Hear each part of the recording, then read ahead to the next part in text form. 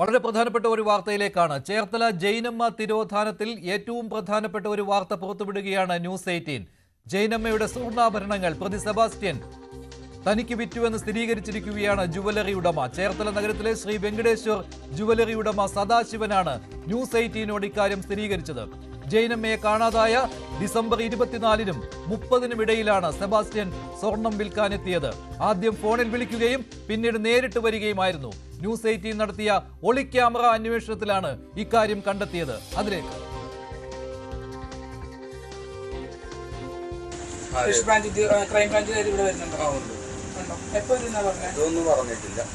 ഇവിടെ കൊണ്ടുവന്നാണോ പണയം വിറ്റത്? പണയം വെച്ചത് വേറെ ബാങ്കില്. ഏത് ബാങ്കിലായിട്ടാ വെച്ചത്? കുന്നത്തല്ലേ?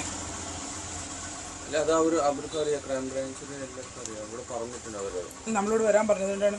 കുന്നത്ത് ബാങ്ക് അല്ലേ? ഇവിടെ എന്താ ചെയ്തത്? ഇവിടെ വിൽക്കുവാണോ?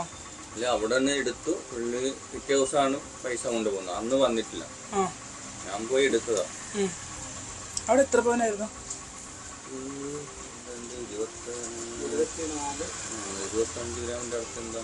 25 ഗ്രാം അല്ലേ?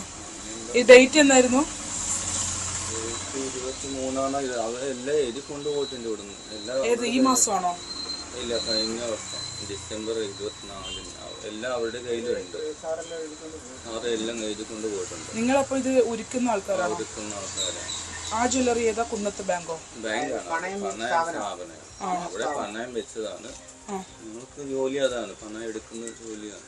ബാങ്കിന് സമയത്ത് വിറ്റ് കൊടുക്കുന്ന ജോലിയാണ്. സ്വകാര്യ ബാങ്കാണ് അല്ലേ? ഇവിടെ കൊണ്ടുവന്നിട്ടുണ്ട് അല്ലെ? നിങ്ങൾ എന്നാ എടുക്കുന്നേ? ഇപ്പൊ ഡേറ്റ് അവര് പറയുന്ന ഡേറ്റും ഞങ്ങൾ പറയുന്ന ഡേറ്റില് വ്യത്യാസം ഉണ്ടാവുമല്ലോ. പണയം വെച്ച ഡേറ്റ് വേറെയാണ്. ഡിസംബർ 24-നാണല്ലോ അവിടെ കൊണ്ടുപോയത്. നിങ്ങൾ കളക്ട് ചെയ്തത് ഒരു മാസം കഴിയുമ്പോഴാണ്. എങ്ങനെയാ കളക്ട് ചെയ്യുന്നത്? എന്തുവാ സ്വർണ്ണം നിങ്ങൾ എവിടെ നിന്ന് കളക്ട് ചെയ്യുന്നത്? അത് ഞങ്ങൾക്ക് അറിയില്ല. അവര് വിളിക്കുമ്പോൾ ഞങ്ങൾ ചെല്ലുന്നതല്ലേ. ഓ ശരി.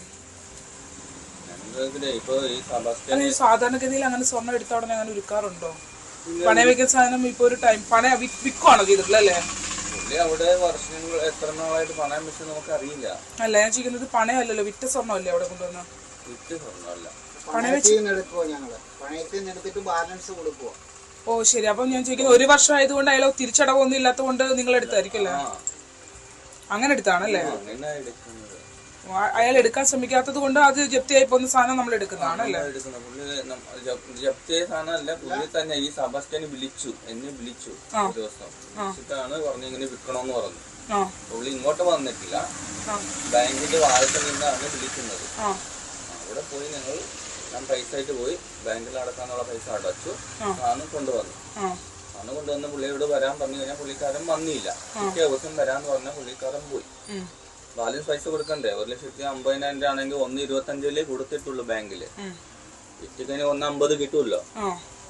ആ പൈസ കൂടെ കിട്ടാൻ വേണ്ടി വന്നതാണല്ലേ? പിറ്റേ ദിവസം വന്ന് പൈസ മേടിച്ചിട്ട് പോയി. അങ്ങനെ 1,50,000 രൂപയ്ക്കാണ് നിങ്ങളുടെ. അതിപ്പോ കണക്ക് നമുക്ക് അറിയില്ല, ഉദ്ദേശം ഞാൻ പറഞ്ഞതേ ഉള്ളൂ. ഓ ശരി ശരി. കൂടുതൽ പൈസ കിട്ടാൻ വേണ്ടി അയാൾ അവിടെ നിന്ന് എടുത്തപ്പോ നിങ്ങൾ കൊണ്ട് അടച്ചിട്ട് നിങ്ങൾ എടുത്തു, നിങ്ങൾ ഉരുക്കിയിട്ട് ബാക്കി പൈസ കൊടുത്തു അല്ലേ? പൈസ കൊടുത്തു. സെബാസ്റ്റ്യൻ തന്നെയാണ് ഡയറക്റ്റ് വന്നത് അല്ലേ? സെബാസ്റ്റ്യൻ പൈസ മേടിക്കാൻ ഡയറക്റ്റ് വന്നു. പിന്നീട് പിറ്റേ ദിവസം അതിന് മുമ്പ് വിളിച്ചതാ ഫോണിലാണ്. സെബാസ്റ്റ്യൻ ഫോണിൽ വിളിച്ചു ബാങ്കിൽ ചെല്ലാൻ പറഞ്ഞു. അങ്ങോട്ട് ബാങ്കിൽ ചെന്നു. അത് ഏത് ദിവസമായിരുന്നു എന്ന് ഓർമ്മയുണ്ടോ?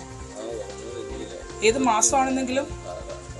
24 ഈ വർഷം 2004 ഡിസംബറിലാണല്ലോ. ഡിസംബർ ആ മാസത്തിലാണ്, 12-ാം മാസത്തിലാണ്.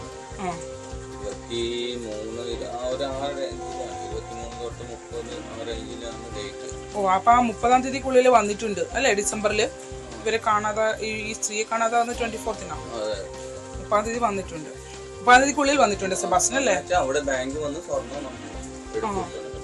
അപ്പൊ അയാൾ പണയം വെച്ചിട്ട് അവിടുന്ന് തന്നെ ഉടനെ തന്നെ വിൽക്കണമെന്ന് ആവശ്യപ്പെടുമായിരുന്നു. അപ്പൊ അവിടെ കുറെ നാള് വെച്ചിട്ടില്ല അല്ലേ ബാങ്കില്? നമുക്കതറിയില്ലല്ലോ എത്ര നാള് വെച്ച്. അവിടെ പലിശ അടച്ചു കാണുമല്ലോ. അല്ല, ഇവര് മിസ്സിംഗ് ആവുന്നത് 24-നാണ്. അങ്ങനെയാണെങ്കിൽ ഡിസംബർ 2024 30 ഡിസംബർ 30 മുമ്പ് അവരായിട്ട് ബന്ധമുള്ളതല്ലേ? അതിന് മുമ്പ് വല്ല പണയം എടുത്തു. ശരി ശരി ശരി, അതിന് മുമ്പ് അല്ലേ? Okay okay okay. ഇത് അങ്ങനെ പഴക്കമുള്ളതാണെന്ന് നിങ്ങൾക്ക് തോന്നുന്നുണ്ട്? ഇൻട്രസ്റ്റ് അടച്ചിരുന്നു വന്ന്? അതൊന്നും നമുക്കറിയില്ല. നമ്മളിപ്പോ പൈസ കൊടുക്കുന്നു, പുറത്തു നിന്ന് പൈസ കൊടുക്കുന്നു, അയാൾ പോയി അടച്ചിട്ട് തിരിച്ചു കൊണ്ടുവന്നു സ്വർണം കൊണ്ടുവന്നു. സ്വർണം എന്തൊക്കെ ഉണ്ടായിരുന്നു ചേട്ടത്? അത് ഓർമ്മയില്ല. അതാണ് പ്രശ്നം. അത് അവരവിടെ പോയി അന്വേഷിച്ചപ്പോ ഇതൊക്കെ പൊട്ടിയ മാല അത് ഇതൊക്കെ പറയുന്നുണ്ട്. വളയും മാലയൊക്കെയാണോ? അത് നമുക്ക് കറക്റ്റായിട്ട് അറിയില്ല. നിങ്ങൾക്ക് ഒരുക്കിയത് ഓർമ്മയില്ല? ഇല്ല, ഞങ്ങൾ ഒരുമിച്ചല്ലേ ഒരുക്കുന്നത്. ഇവിടെ ഒരു ദിവസം എടുക്കുന്ന സ്വർണം 5, 10, 20 പേര് വരും. നിങ്ങൾ റിസീവ് ചെയ്യുന്ന സാധനങ്ങളോ നിങ്ങളൊന്നും നോട്ട് ചെയ്യാറില്ല? അവിടെ നോട്ട് ചെയ്ത് അത് വേറെ കൊണ്ടുപോയി. ബിഗ് ബ്രേക്കിംഗ് വാർത്തയാണ്. ജൈനമ്മ വധക്കേസിൽ നിർണായകമാകുന്ന വിവരങ്ങളാണ് ഇപ്പോൾ ന്യൂസ് 18 പുറത്തുവിടുന്നത്. ശരണ്യ സ്നേഹജൻ നടത്തിയ ഹിഡൻ ക്യാമറ ഓപ്പറേഷനിലാണ് ഈ വിവരം പുറത്തു വന്നിരിക്കുന്നത്. ചേർത്തലയിലെ ശ്രീ വെങ്കടേശ്വർ ജ്വല്ലറിയിൽ സെബാസ്റ്റ്യൻ സ്വർണ്ണാഭരണം വിറ്റിരുന്നു. അതായത് അതിനു മുൻപ് കുന്നത്ത് ഫിനാൻസ് എന്നുള്ള സ്ഥാപനത്തിൽ പണയം വെച്ച സ്വർണമാണ് അവിടെ നിന്ന് തിരിച്ചെടുക്കാൻ ഈ ജ്വല്ലറി ഉടമയോട് ആവശ്യപ്പെടുകയും അദ്ദേഹം എത്തി ആ സ്വർണം തിരിച്ചെടുത്ത് ആ സ്വർണം ഈ ജ്വല്ലറിയിൽ വിൽക്കുകയുമാണ് ഉണ്ടായത്. 1,50,000 രൂപയാണ് ഏകദേശം 3 പവൻ സ്വർണത്തിന് വിലയിട്ടത്. അതായത് ഇതിലെ ഏറ്റവും പ്രധാനപ്പെട്ട കാര്യം ജൈനമ്മയെ കാണാതായ ഡിസംബർ 24-നും 30-നും ഇടയിലാണ് ഈ സംഭവം നടന്നിരിക്കുന്നത്, ഈ ഇടപാട് നടന്നിരിക്കുന്നത്. അതായത് ജൈനമ്മയുടെ സ്വർണം ജൈനമ്മയെ കാണാതായതിനു ശേഷം സെബാസ്റ്റ്യൻ വിറ്റു, പ്രതി സെബാസ്റ്റ്യൻ വിറ്റു എന്നുള്ള അതിനിർണായകമായ വെളിപ്പെടുത്തലാണ് നടത്തിയിരിക്കുന്നത് ജ്വല്ലറി ഉടമ. ഈ ജ്വല്ലറിയിലേക്ക് ക്രൈംബ്രാഞ്ച് സംഘം എത്താനിരിക്കെയാണ് ഇപ്പോൾ അതിനിർണായകമായ ഈ വിവരം ന്യൂസ് 18 പുറത്തുവിടുന്നത്. ശരണ്യ സ്നേഹിതൻ ചേരുകയാണ് കൂടുതൽ വിവരങ്ങളുമായി. ശരണ്യ, സ്ത്രീകളുടെ തിരോധാനത്തിൽ സെബാസ്റ്റ്യനാണ് പങ്കാളിത്തം എന്ന കാര്യത്തിൽ സംശയം ബലപ്പെടുന്നതിനിടെയാണല്ലോ ജൈനമ്മയുടെ തിരോധാനത്തിൽ സെബാസ്റ്റ്യന് പങ്കുണ്ടെന്നതിന് പൂർണ്ണമായിട്ടും തെളിവ് കിട്ടുന്ന ഈ ഒരു നിർണായകമായ വെളിപ്പെടുത്തൽ ഉണ്ടായിരിക്കുന്നത്. എന്താണ് മറ്റു വിവരങ്ങൾ?